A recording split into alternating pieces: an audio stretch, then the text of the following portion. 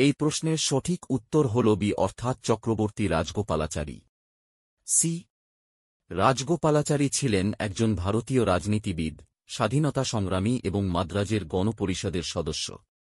তিনি ভারতীয় জাতীয় কংগ্রেসের একজন প্রবীণ নেতা ছিলেন। তিনি স্বাধীন ভারতের প্রথম এবং শেষ ভারতীয় গভর্নর জেনারেল ছিলেন। সি। রাজগোপালাচারী 1948 থেকে 1950 সাল পর্যন্ত লর্ড মাউন্টব্যাটেনের উত্তরসূরি হিসেবে ভারতের গভর্নর জেনারেল হিসেবে দায়িত্ব পালন করেন। সি। রাজগোপালাচারীর পর গভর্নরের পদবি বিলুপ্ত করা হয় এবং ভারতের রাষ্ট্রপতি কর্তৃক তার স্থলাভিষিক্ত হন।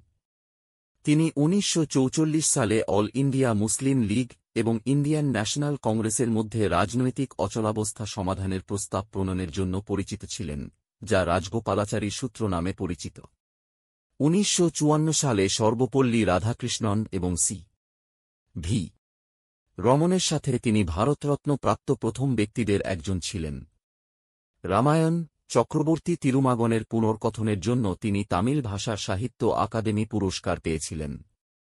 তিনি 1959 সালে স্বাধীন পার্টি প্রতিষ্ঠা করেছিলেন।